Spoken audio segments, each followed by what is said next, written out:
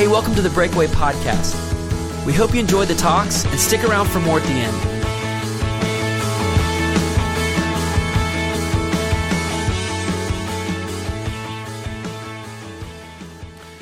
Well, I love to hike, and so a couple of years after college, two buddies of mine and I went to hike the Grand Canyon. And it takes the better part of a day to hike down into the canyon, and we were going to stay there a night, spend a full day there to rest and recover, and then hike back out on the same trail. But as we hiked down that day, when the next day opened up, I really wanted to make it to this waterfall, which was about 6 miles into the canyon. And so I asked the guys, hey, do y'all want to do this with me? Hike 6 more miles, go see this waterfall, and then hike 6 miles back.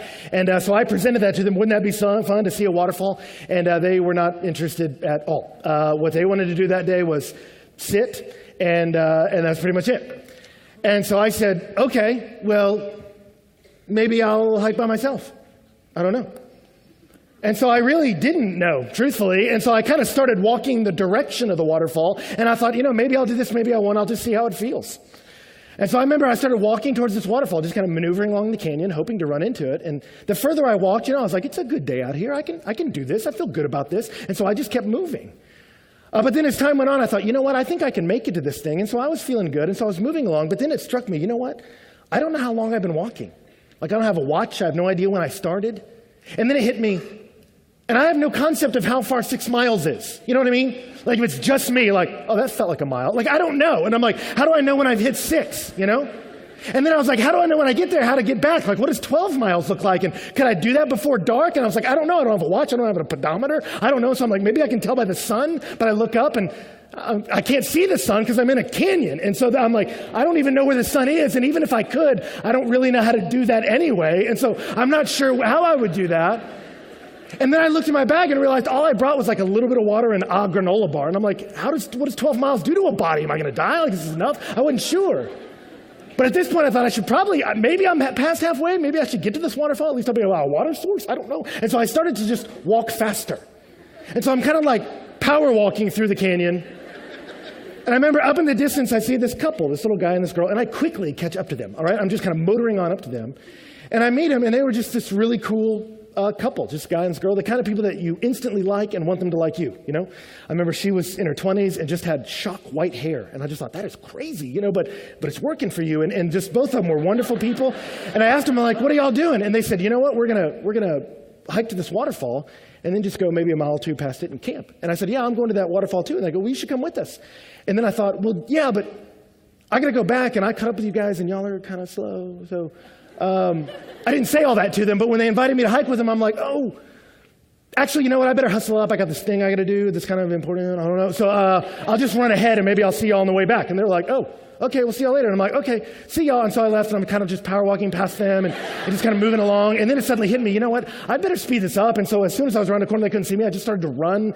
And then the further I began to run, I'm realizing, I still don't know how far this has been. And I don't know if I'm going to make it. I don't know if I have enough water. I don't know if I'll make it back by dark. And so I start to kind of panic. And then it suddenly occurs to me, I might have gone past 6 miles. I've been here for a while. How am I supposed to know when I hit this waterfall anyway? You're supposed to take this other path, but I don't have a map. I don't have a compass. I have no idea where I'm going. And so suddenly it hits me. I could have passed it and I'll never know. I could just keep walking and be lost in the wilderness in the middle of the night. And so suddenly it occurred to me, I'm like, this is a bad position. I'm just kind of out here. No one would know where to find me. I got to get to high ground. I said, I just got to get somewhere high where I can see. And so I just started to scale this one cliff. I remember I just started to climb up this thing, and I'm like, maybe I'll see the waterfalls. I'm climbing up this deal, and I get to this one patch, and I'm climbing through these trees. And then I remember I startled this deer, which was kind of funny because I startled him, and he startled me. So we kind of had this moment where both of us were like, anyway, and I kind of saw him jump back, and then I jumped back. Except he jumped back and ran off, but I jumped back and fell into some bushes. And I hit a thorn into my hand, and it wasn't just I think I got a thorn. It was this huge 9-inch, it just drove into the meat of my hand. And so I fell back and was like, hey, all right, my hand's seizing. I remember pulling this out, and so my hand's not working right, and it's bleeding, and I'm on this cliff, and I'm like, am I high enough? And I'm looking for a waterfall. I'm kind of panicking. And finally I see it in the distance, and I'm like, there it is, but how do I get to it? And so I'm moving through all this brush and getting all ripped up and torn up. And so finally I get to the waterfall, and I'm just a mess, bleeding and sweaty and ripped up, and I look, and there's a couple, and they're having a picnic, with their feet in the water. And they were like, where'd you go? And I'm trying to play it off. At first I was like, I just decided to go this other way. And finally I told them, I was like, I just kind of freaked out, and so I went to high ground, and I scared this deer, and he scared me, and then I fell, and I hurt my head, and then I'm tired, and I'm afraid, and I just kind of vent it all to them, just totally lose all cool points. And they were like, didn't you see that huge sign that said, like, waterfall and pointed to the left? And I was like, no, I guess I missed that. And they were like, yeah, I'm not sure how. It was huge. And thankfully, we laughed about it, before I headed back. But it just struck me, you know what? That was instructive to me. I like to know what's going on. I like to know where I am. And so if you put Ben in a situation where he doesn't have sufficient amount of data, I freak out, right? That was education. Now, why tell you that? Well, for this reason, I don't think that's just me. I think that's all of us. I think there are particular areas of your life, maybe it's not hiking, but there are places in your life where it gets jeopardized, if it gets threatened, if something happens to you where you're suddenly scared and it feels unsafe in this given category you feel that is important in your life. If it gets jacked with, often our response is to spaz out. And in the midst of fear, we'll make some crazy and some very foolish decisions with our life. And I mention that because we're going to see that tonight in the Bible. And this is one thing I love about the Bible, love a lot of things about it. But one thing I love about it is the Bible is not just this collection of postulates about how one should think about a deity. It talks about who God is and what it is to know him, and then it tells us stories. Stories of real people who lived real life and faced real crisis and had to figure out what does it look like to believe God's up there and to walk with him in the midst of very real and very tangible crisis. And how will I respond in a given moment? And how will it show me what I think about God and how it is he rules when I hit a moment of crisis? And so we're going to look at Abram, arguably the second most important man in your Bible. And we're going to come to him in a moment where he's not going to come out looking real great. Honestly, we're going to see his buttons get pushed, and he's going to freak out. And we're going to learn a little bit about him, and more importantly, about our God through it. Now, incidentally, if you didn't know this or pick up on it last week, we're starting a series about Abram or Abraham, same guy. And if you go, why are we doing that? Why would we study this person? Let me give you two reasons very quickly. The first is that all through the New Testament, he is presented to us as a model from which to approximate our life. So in the book of Galatians in chapter 3, in the book of Romans chapter 4, it says, hey, Abram believed in God and he was credited as righteous. And so therefore you are blessed if you believe along with Abraham, the believer. And so we are told in the New Testament, hey, if you want to be righteous, if you want to be right with God, and then they say, look like Abraham, twice.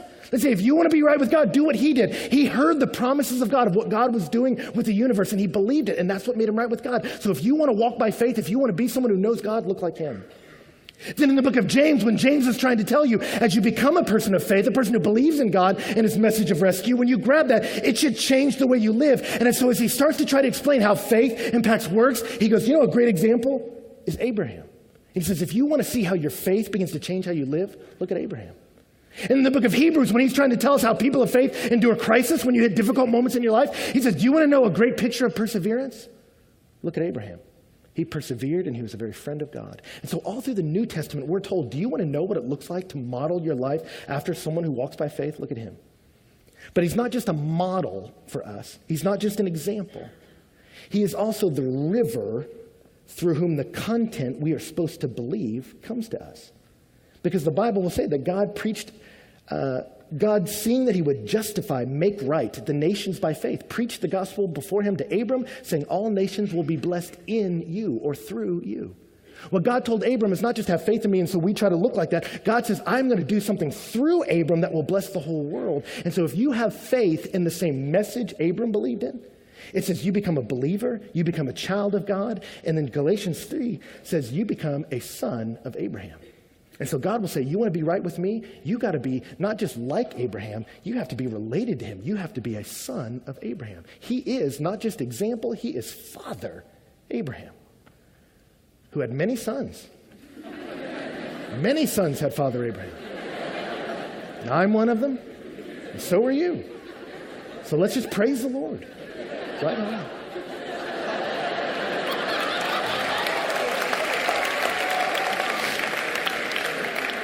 So before we end tonight, I'm going to challenge you to not just behave like Abraham, but also believe what he did. But what's interesting is we look at his life, he does give us a great model to follow. And as we pick up in his life in Genesis 12, we see the call. As you've been moving through Genesis, you saw that God creates humanity to know him, walk with him, and enjoy him, and yet you see all of us like sheep have gone astray, each to his own way. All of humanity walks away from God. And we saw last week, all the nations walk away from God. And yet God in his mercy does not let us pursue our vanity to our destruction. He goes and he taps one guy on the shoulder, Abram. This is not you. I have a different plan for you. And he gives him what's called the promise. I read it to you in Genesis 12, where he tells him, hey, leave your family, leave your relatives, leave your father's house, go to the land I will show you. And then he tells him, I'm going to promise you three things. He said, I'm going to give you this land. I'm going to give you this piece of land, and then I'm going to give you seed. I'm going to give you a kid, and your kids are going to become nations. And then he says, I'm going to bless you. And not just bless you, but through you, every family on the globe will be blessed. So he says, Abram, you walk with me. I'm going to give you a piece of land. I'm going to give you children, and you will be a blessing to the world. And so Abram believes and says, yes, God, if you're doing something, I go with you. And it says, so Abram went forth, and we see him begin in Genesis 12 to be the man of faith, the man we're supposed to look at and key off of. But what's interesting, and it's funny, the book of Romans talks about this moment in his life. It says, with respect to the promise of life, he did not waver in unbelief, but grew strong in faith. And so it's interesting. It says, once Abram believed God and what God was doing in the universe, it says he never wavered again. He says, I believe God's up there, and I believe God's doing something in the universe. I don't understand all the details, but I trust him, and he begins to walk towards this land. And yet it doesn't say that he comes out and suddenly he's this huge, massive Jedi of faith. It says he didn't waver. He didn't go, I believe in God. Okay, maybe I don't now. It says, but he did grow strong. He didn't start out this perfect model of indestructible faith. It says he started out and he was in the game, but he was kind of a scrawny guy, little dude. And so he had to grow in his faith. And so what we're going to see beginning in this chapter is Abraham's going to walk in, but he's just a little scrawny dude. And so God's going to begin to work out his faith muscle. How do you work out a muscle? You put it in crisis, right? You put it under strain and difficulty, and under that, it hurts, but it forces you to grow. And as it grows, it gets huge, and you get a vein in it, and it's exciting, right? And God's going to take little Abram and says, you got faith. Now I'm going to cause that faith to grow.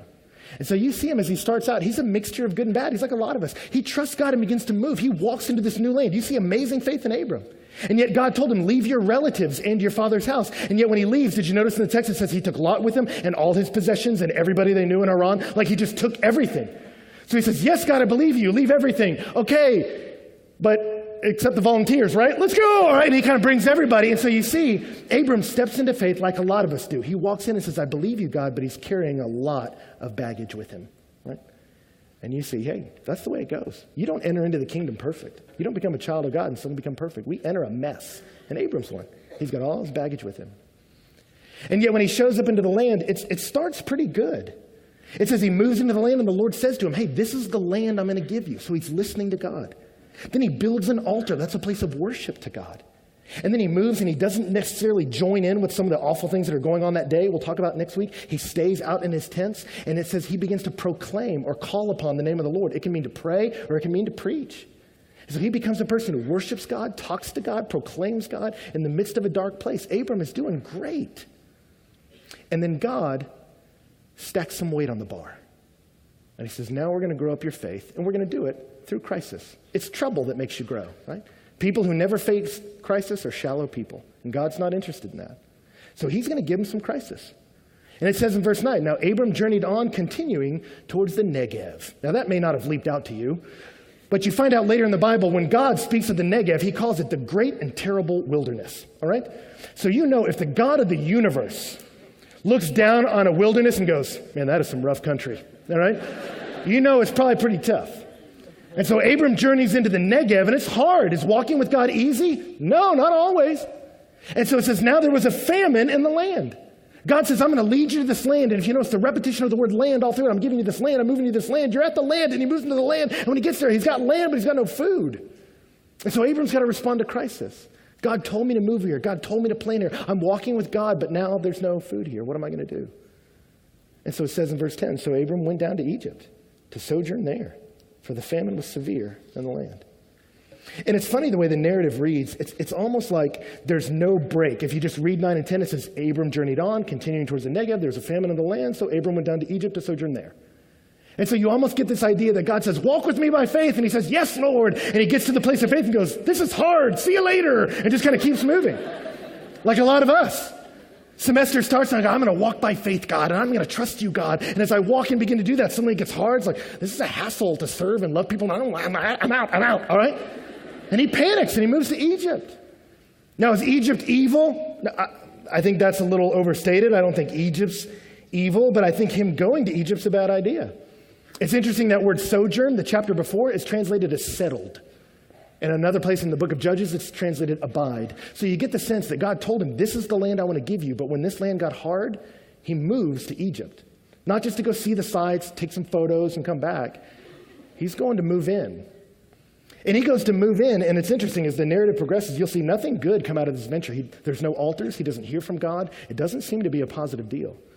But whether or not you think him going to Egypt was a bad idea, the next part was definitely a bad idea.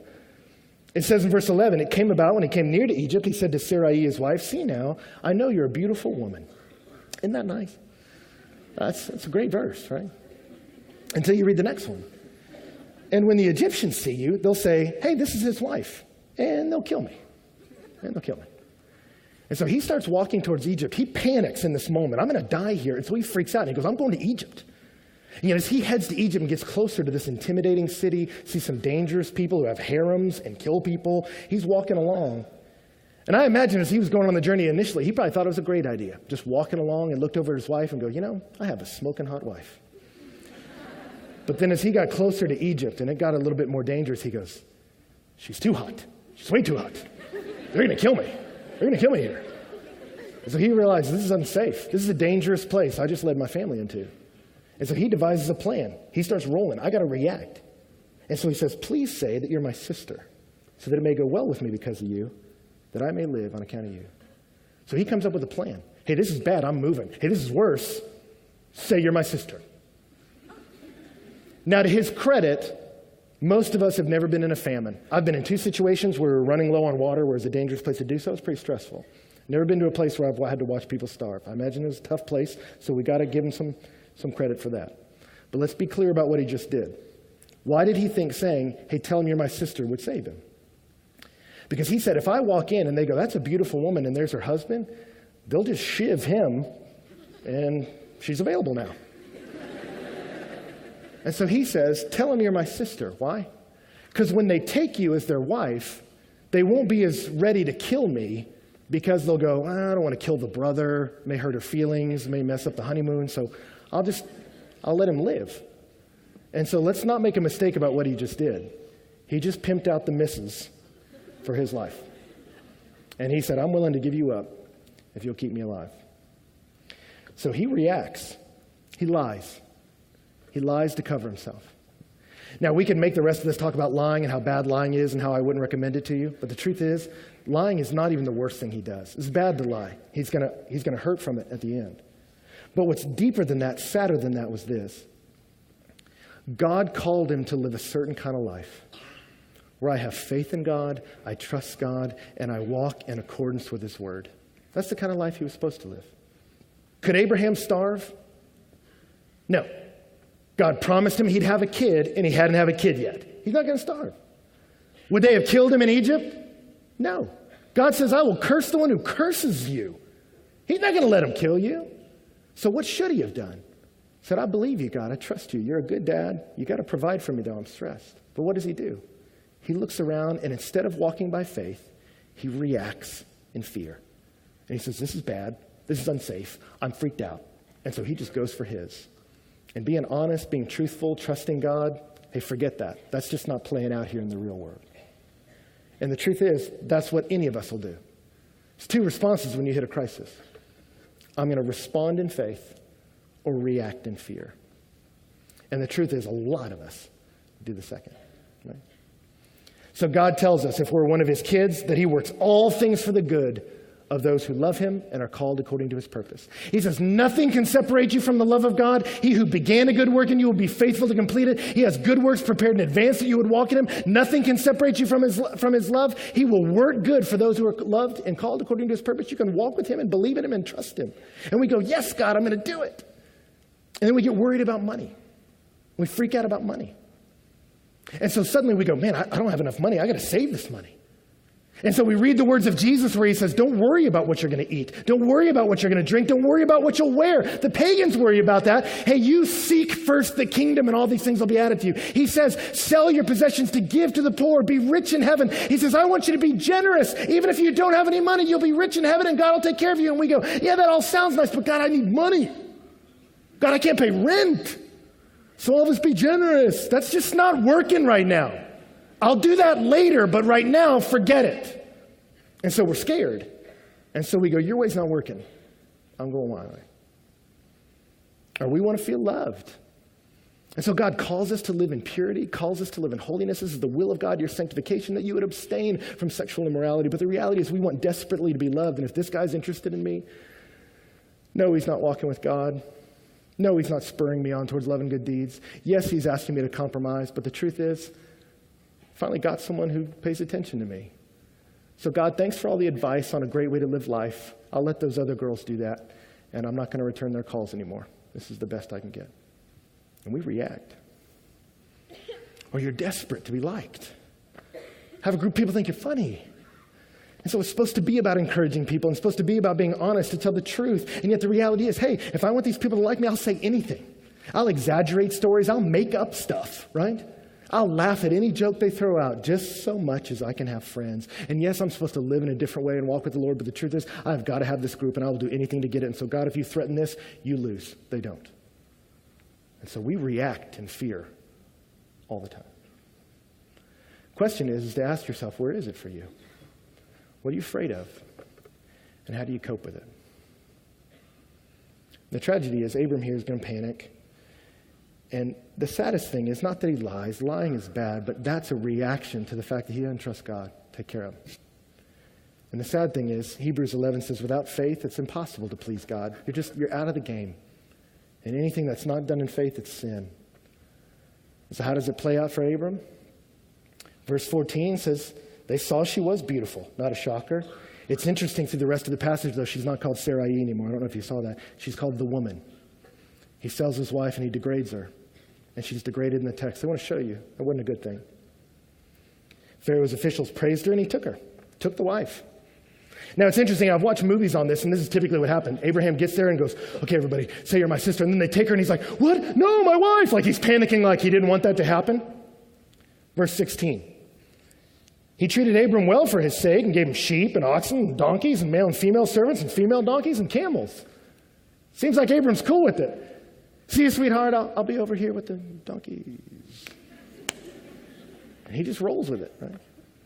And I got people who tell me, man, I'll talk about walking by faith, believing the words of God and walking in accordance with them. And you go, yeah, I can do that. But the truth has been, hey, exaggerating stories to make people laugh, that works for me. Hey, Ben, maybe this isn't the ideal person to date, but it's working. And so I don't care. Or you know what, Ben? Yeah, I had to break my word. I promised I'd do all this stuff, and we keep our oath even if it hurts. But the truth is, I got to get this, and so I can achieve that. And so if this gets in the way, forget that. I'll break my word all day long. I don't care. And it seems to be working for me. And so for many of us, we go, hey, you know what? Sure, I'm in Egypt. Sure, I lost the wife, but hey, free donkeys. I remember I taught this to high school kids, and they go, it looks like he's doing okay. He's getting all this stuff. And I go, yeah, that's great, guys. Think about that for a minute. You just walked out of the will of God and lost your wife. But hey, you got a free donkey. Is that the kind of life you want? So I'll talk to a lot of people who go, hey, Ben, this is working for me. I go, that's great. You build a house in Egypt, collect your donkeys. But the tragedy is God came to Abram and said, Abram, I want to use you to bless the nations. The plan I have for you is so much bigger than money. It's so much bigger than possessions. I want to use you to change the world. And you're selling it out, man. That's the tragedy when we decide I don't want to walk by faith anymore. You lose sight of this glorious story for a couple donkeys in Egypt. That's just not good enough. And so it's interesting. Abram hits this bad spot. He lost his wife. He jeopardizes his wife's safety. He jeopardizes the covenant. They're supposed to have a kid so that through him God will bless the world. And he just sold that out. And so what's going to happen? What does God do to people who walk away from him and blow him off and in fear just go for theirs and say, I don't care anymore? What does he do? Well, verse 17, the Lord strikes Pharaoh and his house with a plague because of Sarai and Abram. It's interesting. Unfortunately, Abram's going to learn from this, but not fully. He's going to pull this stunt again with a different guy. God's going to curse that guy too. And it says he's going to curse them by making them sick in such a way that they can't pursue marital relations. And so you get the idea that that's what's happening here. Abram and Sarai are supposed to produce a kid, and he just gave her away to Pharaoh. So God shuts Pharaoh down, right? And so the funny thing is, we could make a great point about this. If you decide lying is your thing to get out of trouble, if you just exaggerate stories or lie to people or whatever, you'll get some donkeys in the short run, but it causes a lot of pain for people. I don't know if you've been, it's kind of been shrouded by the Haiti thing, and good for it, but John Edwards ran for president, wanted to rule our country. 2006, under pressure, admitted to having an affair. Told his wife, I just slept with her once. But 2008, the story came out that he had been with her for years, and so 2008, he admitted, yeah, you're right, I've been seeing this woman for years. But her kid's not my kid. And he adamantly denied having anything to do with that little girl that she had given birth to. Until 2010, a couple weeks ago. And he just came out and said, actually, the kid's mine too. Except now he's in a spot where he could go to jail. He used campaign money, potentially, to try to cover this up. He hurt a lot of people. And the saddest thing is, I think he's truly remorseful, but he said in the paper that the most difficult thing is this little girl's going to grow up and she's going to hear over and over again that my dad said, I don't know you, and she's not my kid. He said, now I got to try to come back from that. And so will lies help you out in the short run? Sure they will. Will coping mechanisms help you in the short run? Yeah. But it wreaks havoc on the back end, and it does for Abram. But the beauty is, even when we're faithless, God is faithful. God is faithful. And God says, I'm going to get you out of there. What's funny is Pharaoh comes to him and says, what have you done? Why did you tell me she was your wife? The interesting thing is, when I was in seminary, I had a professor teach this text, and he said, you know what? I don't think what Abraham did was a sin. He said, back then it was okay to call your wife your sister, so it wasn't technically a lie, so what Abraham did wasn't wrong. And I was like, I don't know about that. I think Pharaoh disagrees with you. Did you hear him in the text? He says, why'd you do that? She was your wife. Why'd you call her sister? He seems to be rather bothered by that. Kicks him out. Funny thing about it, too, is it's interesting. Whenever God has confronted people for their sin all through the book of Genesis, he starts by saying, what is it that you've done? What's interesting is God doesn't speak to Abram directly. He has the pagan king do it. The pagan king looks at him and says, what have you done? What's interesting about that is it's confusing to the pagan to see a believer not believe, right? I mean, I don't know if you know that if you're a Christian, but if you say, hey, I have faith in God, people expect that faith to impact the way you live. They expect it to live out in a certain behavior, and it's confusing when it doesn't. So they may not believe everything you believe, but to see you live inconsistently with it is confusing to them, and it should be. And so Pharaoh goes, why are you doing that? That doesn't make sense. If you trust him, trust him. No sister, she's your wife. And yet he gets out. He sets him loose. Embarrassing? Yes. The funny thing is, if you notice, there's no response from Abram in the text. I mean, how do you even respond to that, right? He looks at him and says, you called her your sister? She was your wife. Why did you do that? And then you get no answer. It says, so Abram left, right? Because I don't think there is an answer. I mean, what's he going to say? Well, because you were scary and... I mean, like, what? You know, there's no answer.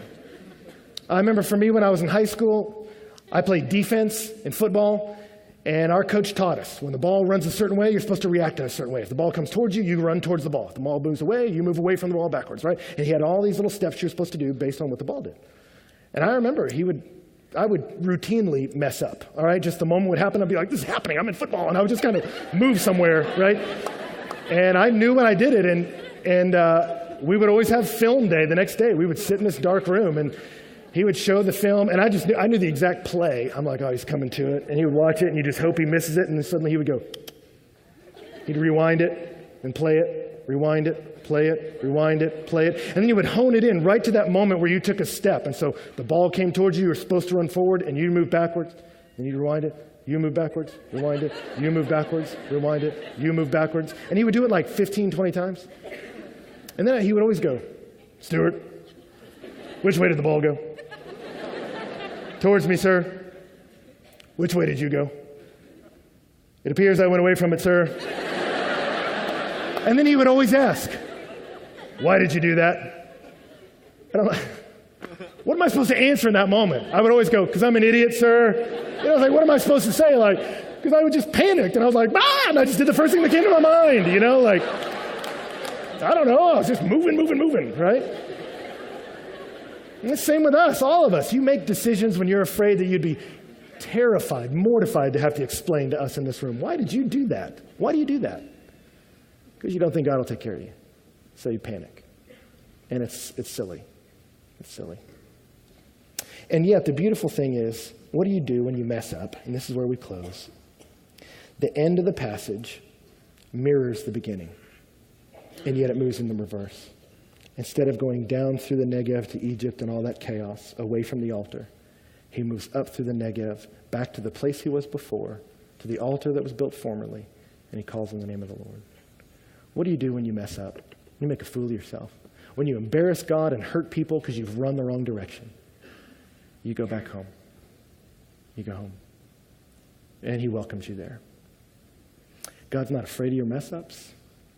He's not going to cast you aside. He doesn't look down at an Abram in Egypt and go, well, that didn't last long. Frank, I will make you a mighty nation, and I will, He doesn't do that. He looks down at an Abram who sold his wife and embarrassed his God and messed up his world and says, you know what? He who began a good work in you will be faithful to complete it. I'm not done with you. And I will move things to get you back where I want you because I care about you and I care about the world. And through you, Abram, I'm going to bless the whole world. How? We're going to find out in the New Testament. It's because through Abram comes a son named Jesus Christ who will never sin, will never make a mistake, and yet will die on a cross to take away the sin and the punishment of every stupid thing every stupid Abram in here does. And when we put our faith in him, the son of Abram, the seed through whom all the nations will be blessed, we become a child of God just like Abram. And we get to walk with God. And yeah, we'll make mistakes, but he's patient with us. He's a good dad. And so let me just close by saying, man, if you're in Egypt right now, don't run further. Come home. The altar's still there. God's not afraid. You call out to him. So you got pregnant? Don't abort him. Don't make another mistake to try to cover up the first one. You go back home and you let God take care of you. You're going to marry the guy even though he's a mess because you dated so long it'd be weird to get out of it. Don't make another mistake. You step away and trust God with what comes next. You're going to go get drunk because you're sad about how you alienated your friends and made a mess of your life. That's not a solution. You don't go that direction. You come home. God's not afraid of what you've done. He is ready to forgive. The altar's still there, and he has a plan for you, and he wants to use you to bless the world.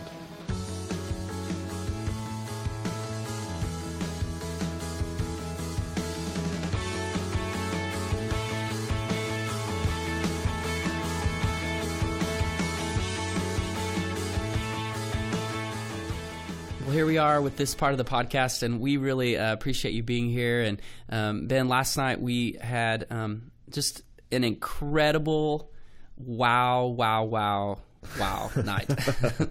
Yeah. Yeah, I think it was one of my favorite, man. It was awesome. It's almost kind of to the point where I don't want to talk about it because it was just a beautiful night of worship and the expression of students to God. And just his presence alone was just, it's great. And we can't sometimes put that into just words, but it was amazing.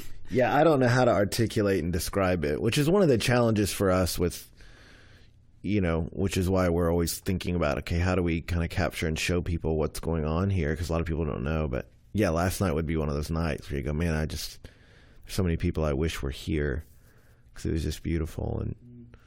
And Jeff and his guys just did a tremendous job in leading us in worship. I love the songs they picked. I love the way they kind of guided that moment.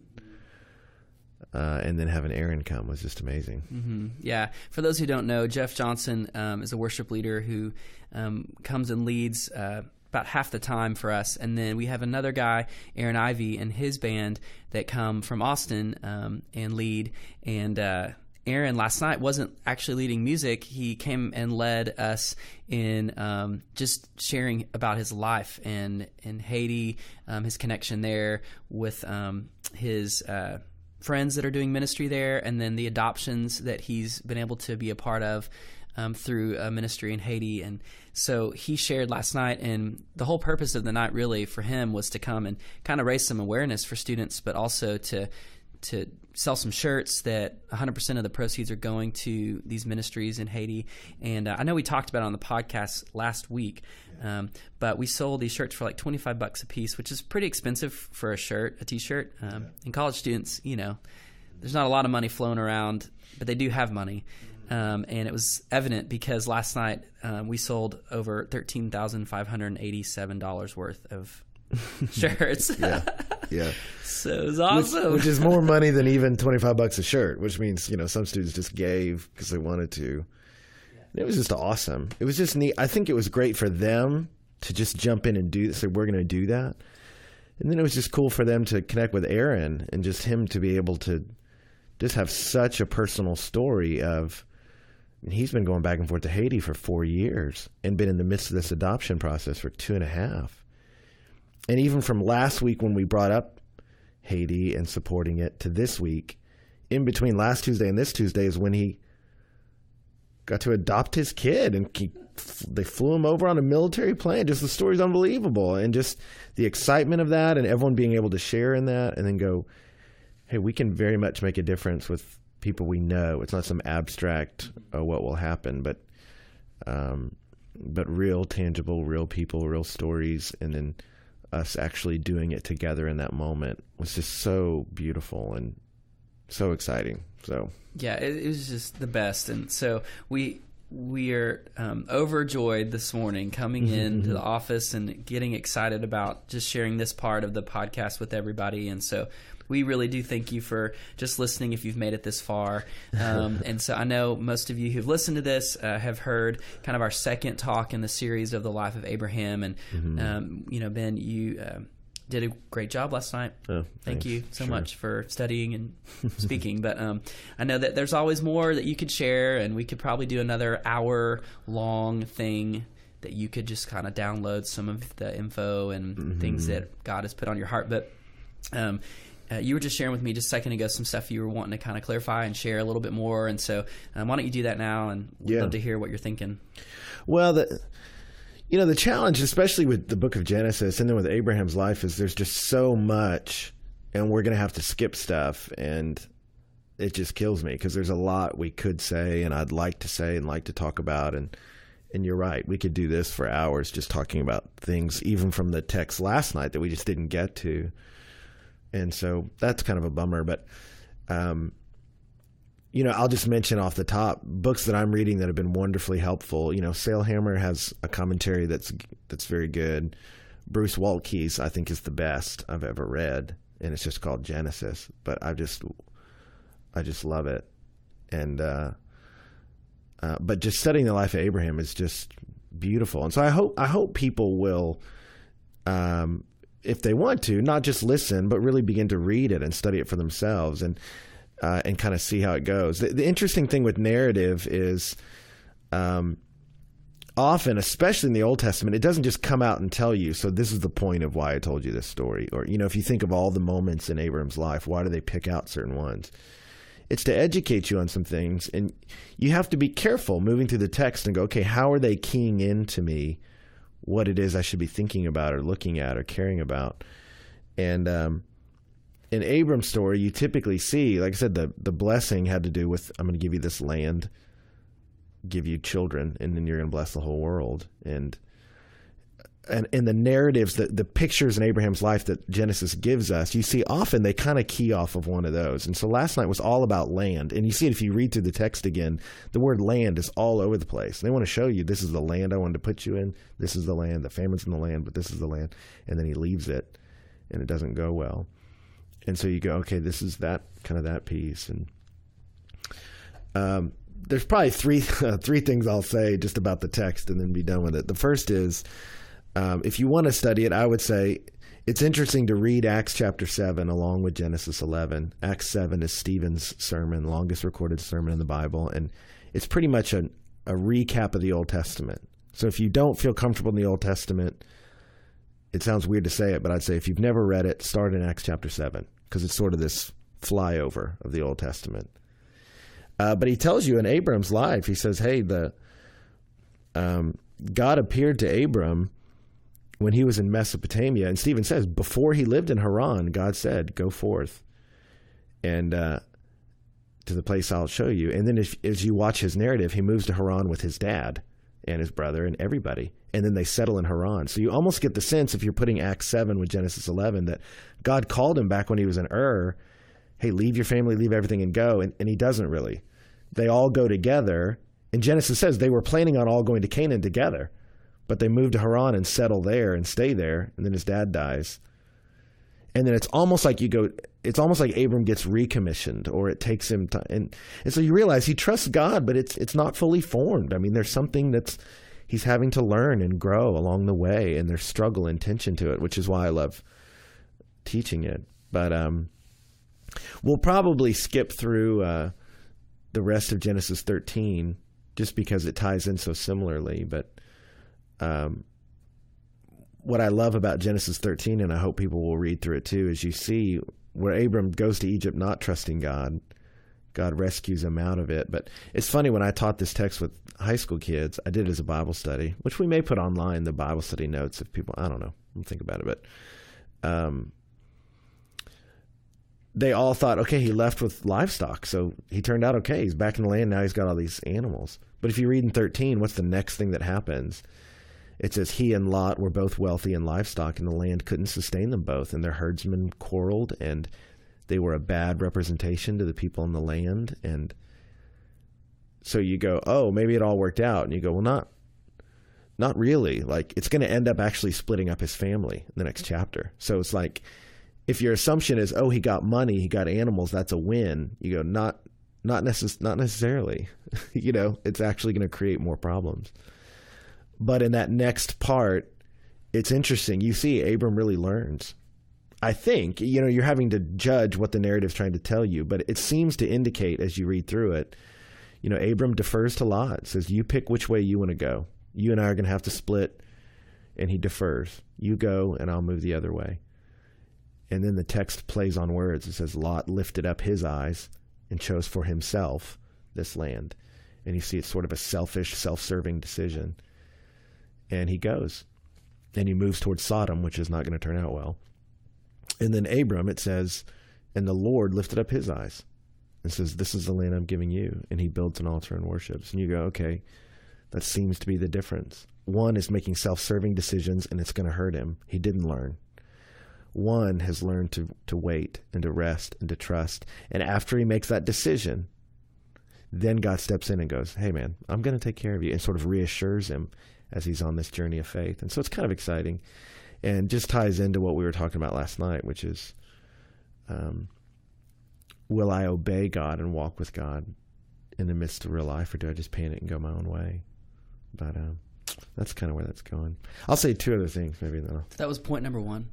Yeah, I think so. Wow, here we go. I don't know. Just kidding. These are shorter. No, I'll tell you one thing that's tough is there's so many ways you can go when you talk about the narrative. Like Greg Mott, the former director of Breakaway, is now at First Baptist Houston. It's been fun. He's teaching the life of Abraham right now too. So if you want a double shot, you can go to Greg's. But he focused all on lying and what lying does, and it's a great sermon. I'm like, that is really well done. And I even thought about doing it, and I'm like, no, I just feel like God's got me a different direction. But you could spend the whole time on the ramifications of what his lie produces. And Greg did, and did a great job with that. And so it's interesting when you just look at that. You could go a million different directions, and you have to choose, and that's hard. But I love Greg, and he's a mentor of mine, and I love the way he approached it, and even just how he addressed the lying aspect. But the last thing I'll say, and then I'm done, is, I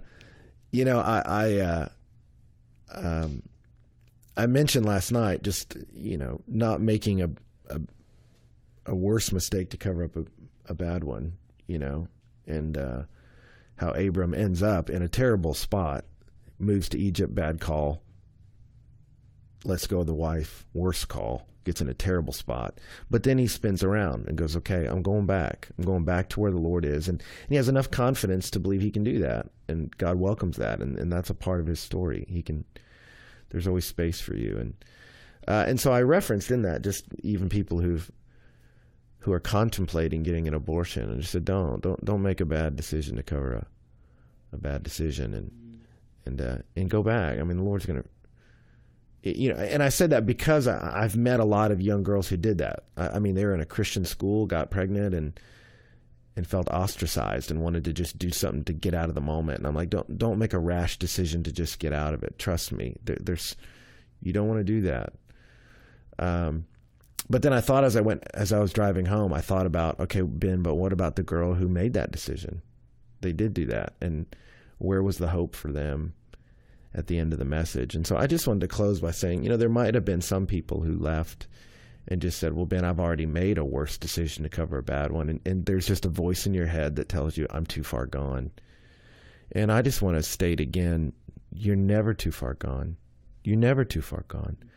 God takes murderers like Paul. He takes guys who would turn loose of their wife like Abram. He takes people who've made awful, awful decisions, and he restores them. That's the glory of our message. It's grace, that God comes with kindness to the worst of sinners and gives us redemption. And so,